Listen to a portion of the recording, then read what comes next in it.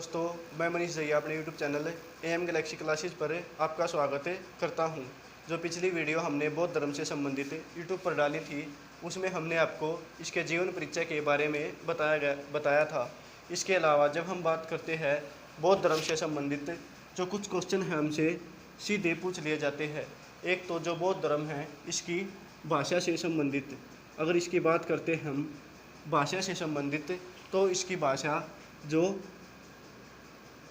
पाली थी और जो इसके संस्थापक थे वो गौतम बुद्ध थे। इसके अलावा पूछा जाता है कि कितने कारण थे जिनके द्वारा जो गौतम बुद्ध है जिनसे प्रभावित होकर एक सन्यासी बने। तो 4 कारण थे या फिर 4 दर्शय थे जिनको देखकर गौतम बुद्ध एक सन्यासी बने। जो पहला कारण था वो था, उन्होंने पहली बार जो दृश्य देखा था वो था एक बूढ़ा व्यक्ति, ओल्ड मैन। और जो दूसरा कारण था वो था एक बीमार व्यक्ति। और जो तीसरा था, उस टाइम उन्होंने एक शव को देखा था। और जो लास्ट टाइम उसने एक सन्यासी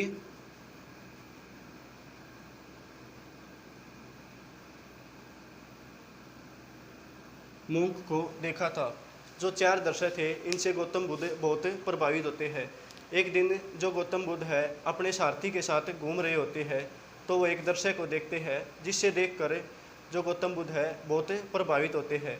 जो पहली बार उसने अपने जीवन में एक बूढ़े व्यक्ति को देखा, जो उसके मुंह पर बहुत सारी झुर्रियाँ पड़ी हुई थी। तो उनसे पूछते हैं अपने सारथी से, ये कौन है? तो बताते हैं ये एक बूढ़े व्यक्ति है।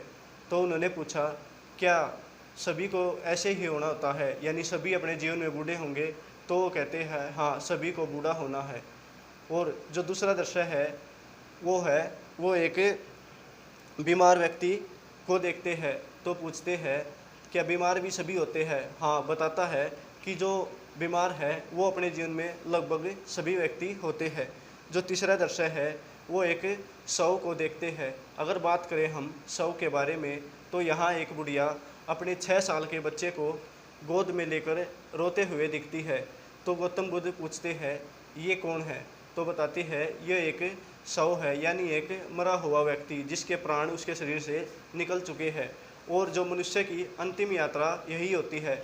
तो गौतम बुद्ध देखकर इसे बहुत ही प्रभावित होते हैं। और जो चौथा दृश्य है, गौतम बुद्ध उसे देखकर एक खुशी सी अपने चेहरे पर व्यक्त करते हैं। जो चौथा दृश्य था वो एक सन्यासी के रूप में देखने को मिलता है।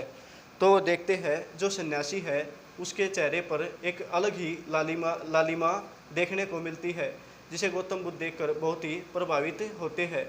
और वो अपने अंतिम समय में सन्यासी का रूप धारण कर लेते हैं।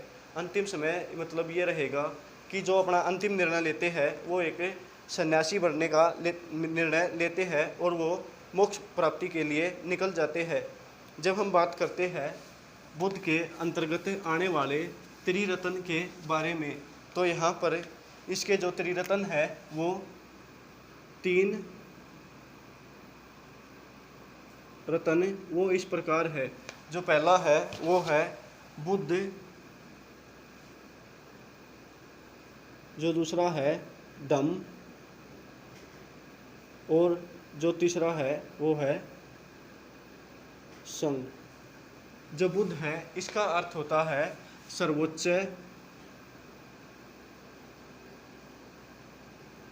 ज्ञान।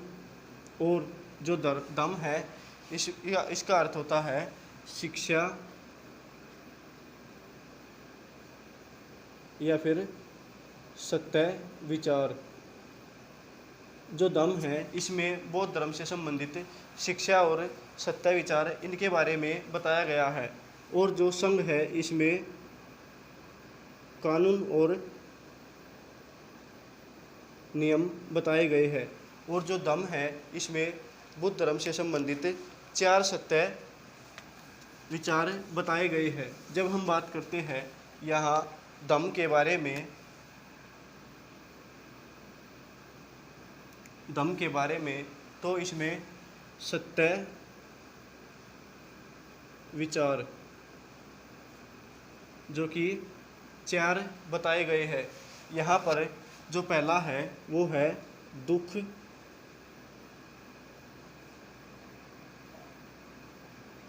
कारण,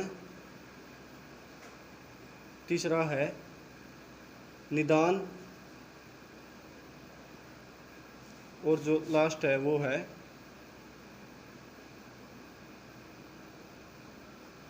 तृष्णा पर नियंत्रण। यहाँ पर बताया गया है कि जो हर एक व्यक्ति है उसके जीवन में दुख पाया जाता है। हर एक व्यक्ति किसी न किसी प्रकार के दुख से ग्रसित है, चाहे वो बीमार हो, चाहे वो पैसे से हो, या फिर वो किसी अन्य के सुख से दुखी हो।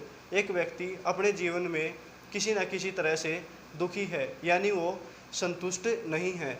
और जो दूसरा बताया गया है कि जो किसी व्यक्ति के जीवन में दुख है ना, उसके लिए कोई ना कोई कारण जिम्मेदार है, यानी किसी न किसी वजह से वो अपने जीवन में दुखी है।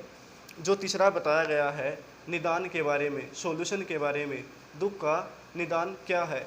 अगर किसी व्यक्ति के जीवन में कोई दुख है और कोई कारण है ना, तो उसका कोई सॉल्यूशन भी है। ऐसा नहीं है कि जो कोई दुख है उसका कोई सॉल्यूशन नहीं है।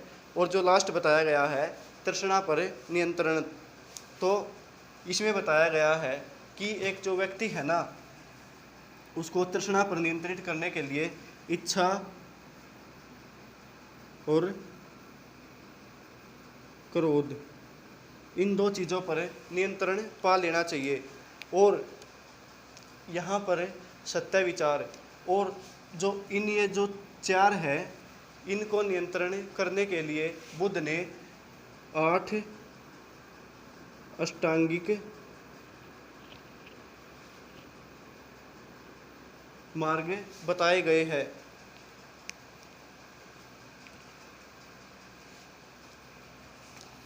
इन दोनों के लिए जो 8 अष्टांगिक मार्ग बुद्ध ने बताए गए हैं। इसके अलावा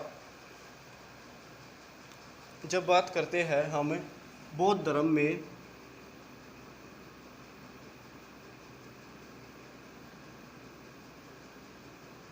बौद्ध धर्म में प्रवेश करने के लिए कौन कौन व्यक्ति जा सकता है, तो यहाँ पर उस समय जो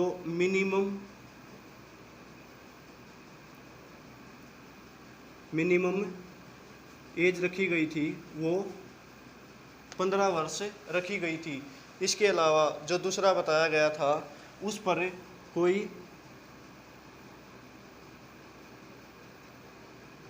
कर्ज ना हो, और इसके अलावा वो कोई चोरी ना करता हो, और जो वो तीसरा है वो किसी का दास नहीं होना चाहिए। और इसके अलावा जो बताया गया था कि वो खेती ना करता हो।